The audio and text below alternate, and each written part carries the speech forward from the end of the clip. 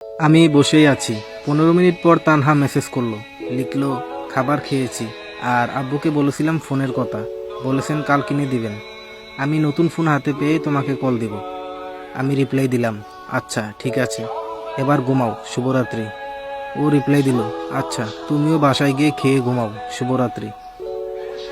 ফোনটা পকেটে রেখে বাসার উদ্দেশ্যে রওনা দিলাম। মনের অজান্তেই আকাশের দিকে তাকালাম একবার। চন্দ্রমাসের 13 তারিখ আজ।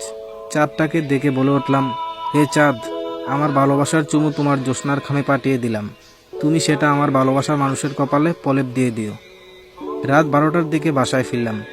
আমার কাছে অতিরিক্ত চাবি আছে, মাঝে মাঝে দেরি করে বাসায় ফিরি, তবে আজকের মতো এত দেরি এর আগে কখনো হয়নি আমার। চুপিসারে গেটের তালা খুলে ভেতরে ঢুকলাম। ডাইনিং রুমে গেলাম, কোনো রকম শব্দ করলাম না। লাইট অন করে খেতে বসলাম। এমন সময় আমার পিঠে হাত বুলিয়ে মা বললেন, এতক্ষণ কোথায় ছিলি বাবা? মায়ের স্পর্শ আমি টের পেয়ে যাই। স্পর্শের সাথে সাথে প্রশ্নটি করলেন তিনি। আমি বললাম, তুমি এখনো ঘুমাওনি কেন? শরীর খারাপ করবে তো তোমার। মা বললেন, আচ্ছা সত্যি করে বলতো তোর কি হয়েছে। আমি বিষয়টি এড়িয়ে যেতে মাকে বললাম, মা, মাছের তরকারিটা আজ বেশ মজা হয়েছে, এখন থেকে সবসময় এভাবেই রেঁধো। মা বললেন, সেদিন যে একটা মেয়ের কথা বলেছিলি, সে কোথায় আছে এখন? মায়ের মুখে এমন প্রশ্ন শুনে আমি বুঝে উঠতে পারছিলাম না কি উত্তর দিব। মায়ের মুখের দিকে তাকিয়ে কেঁদে ফেললাম আমি। আমার কান্না দেখে পাশ থেকে একটা চেয়ার কাছে এনে আমার পাশে বসলেন মা। বসে বললেন, আমি তোকে 10 মাস 10 দিন আমার গর্ভে ধারণ করেছি। আমি তোর চেহারা দেখলেই তোর মনে কি চলছে সেটা আন্দাজ করতে পারি। আমাকে সব খুলে বল বাবা। মনে মনে আমি ভাবলাম, সত্যি মা তো মাই হয়, আর নারী জাতিটা কি অদ্ভুত, আর কি তাদের ধারণা শক্তি। একজন দূর থেকে বুঝে ফেললো আমি না খেয়ে বাইরে কোথাও আছি, আর এদিকে মা ধরে ফেললো তার ছেলে ভালো নেই। সত্যি কত অদ্ভুত। মায়ের প্রশ্নের উত্তরে আমি বলতে লাগলাম, মেয়েটির নাম তানহা, আমাদের কলেজেই পড়তো। ওর বাবা কৃষি ব্যাংকে জব করেন। হঠাৎ করে ওনার ট্রান্সফার লেটার চলে আসায় আজ ওরা সহপরিবারে সিলেট শিফট হয়ে গেছে। মা, বিশ্বাস করো, তোমার ছেলে এর আগে কোনোদিনও কোনো মেয়ের পেছনে ঘুরেনি, ওর পিছনেও না।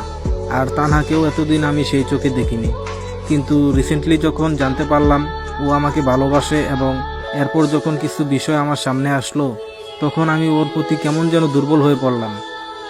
আজ ওর চলে যাওয়াতে আমি যে কতটা কষ্ট পেয়েছি সেটা তোমাকে বলে বোঝাতে পারবো না মা। এবার মা আমাকে তার বুকে টেনে নিলেন, বললেন, কাঁদিস না বাবা, এখন তোদের পড়ার সময়, মন দিয়ে পড়াশোনা কর। ওরা তো আর দেশ ছেড়ে চলে যায়নি, আরো বড় হ তোরা, সময় হোক, আমি সব কিছু দেখব। আমার মাই আমার বেস্ট ফ্রেন্ড। মায়ের কাছে কোনো কিছুই লুকাইনি আমি। মায়ের কথাগুলো শুনে মনে জোর পেলাম অনেক। মাকে জড়িয়ে বললাম, লাভ ইউ মা। এবার মা তার হাত ধুয়ে আমাকে খাইয়ে দিলেন, তারপর নিজের আঁচল দিয়ে আমার মুখ মুছে দিলেন। আমাকে নিয়ে এবার আমার রুমে গেলেন তিনি। মোবাইলটা দূরে রেখে আমাকে শুয়ে দিয়ে বললেন, অনেক রাত হয়েছে, এবার চুপচাপ ঘুমিয়ে পড়ো বাবা। আমার আবার ঘুম। ভাবতে লাগলাম কখন তানহা ওর নতুন ফোন থেকে কল করবে, কখন কথা বলবো ওর সাথে। এসব ভাবতে ভাবতে মনের অজান্তেই কখন যে ঘুমিয়ে পড়লাম বুঝতেও পারিনি। আজ কোচিংয়ে যাওয়া হয়নি আমার। কলেজে যাব কিনা ভাবছি, ভালো লাগছে না কিছু। হঠাৎ মনে পড়ল, আমার কাছে তো সেদিন স্যার কিছু শিট বানাতে দিয়েছিলেন, সেগুলো কিনা আজ সকালে স্যারকে দেওয়ার কথা ছিল। ভুল করে ফেললাম একটা। না, কলেজে যেতে হবে। তাড়াতাড়ি রেডি হয়ে কলেজের উদ্দেশ্যে রওনা দিলাম আমি। ক্লাসে সবসময় আমি আমার জায়গাতেই বসি, আর খুব কমই দেরি হয় আমার ক্লাসে যেতে। তখন 10টা বেজে 20 মিনিট, ইংরেজি ক্লাস চলছে। আমি দরজার সামনে দাঁড়িয়ে বললাম, may I come in sir? Sir খুব ভালো করে জানেন যে আমি রেগুলার পাপি নই, মানে ক্লাসে আসতে সচরাচর দেরি হয় না আমার। আমাকে দেখে একটি মুচকি হাসি দিয়ে তিনি বললেন, ইয়েস কাম ইন। ভেতরে ঢুকে দেখি আমার সিটে সাদিক বসে পড়েছে। ওর সাথে একবার ঝগড়া হয়েছিল আমার। ফার্স্ট ইয়ারে থাকাকালীন ও একদিন ক্লাসে বসে সিগারেট খাচ্ছিল, তখনও আমিই ক্যাপ্টেন ছিলাম। আমি ওকে সিগারেট খেতে নিষেধ করায় আমার উপর খেপে যায় ও, এবং আমাকে সবার সামনে গলা ধাক্কা দেয়। পরে ঠেলা সামলাও, সেখানে উপস্থিত আমার বন্ধুরা মিলে তাকে উত্তম মধ্যম দেয়। সেই থেকে বেচারা আমার প্রতি খেপা। ছেলেদের পাশে আর কোনো সিট খালি নেই।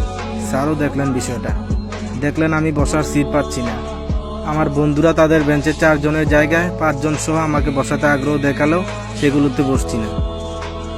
এ সময় স্যার বলে উঠলেন, রিয়াদ, লেট করে যেহেতু এসেছো, কিছু তো একটা শাস্তি পেতেই হবে, তাই না? আমি বললাম, জি স্যার, অবশ্যই। এ সময় স্যার আমাকে সামনের বেঞ্চে বসে থাকা লাবণী আর ঈশিতার মাঝখানে বসতে বললেন। মেয়েদের এক বেঞ্চে সাধারণত 3 জন বসে, আর ক্লাসেও মেয়েরা আমাদের ছেলেদের তুলনায় অনেক কম। কি আর করার, গিয়ে বসলাম ওদের মাঝখানে। 5-7 মিনিট যেতেই দফতরি এসে স্যারকে কানে কানে কি যেন বলল। স্যার চলে গেলেন বাইরে। মোবাইলটি পকেট থেকে বের করে দেখে নিলাম তানহা কোনো মেসেজ পাঠিয়েছে কিনা। না, পাঠায়নি। বসে রইলাম আমি। হঠাৎ করে ঈশিতা চুপি চুপি বলে উঠল, শুনলাম তোমার আর তানহার মাঝে কি না কি চলছে। ওর প্রশ্ন শুনে অবাক হলাম আমি। সাধারণত আমার সাথে কেউ এভাবে কথা বলে না, আর ঈশিতার সাথেও আমি এতটা ফ্রেন্ডলি নই, তাই অবাকই হলাম। আমি চুপ করে রইলাম। ও আবার বলল, কি ব্যাপার, আমি কি মিথ্যা শুনেছি? একটু বিরক্ত হয়ে বললাম, না, সত্যিই শুনেছ। এখন কি হয়েছে? ও বলল, সবকিছু ভালোভাবে জেনে বুঝে ওদিকে পা বাড়িয়েছ তো? ওর কথার ধরন দেখে মেজাজটা খারাপ হয়ে গেল। বললাম, যা বলার একটু সরাসরি বলা যায় নাকি? ও বলল, মানে তানহার চরিত্র সম্বন্ধে তোমার কোনো ধারণা আছে?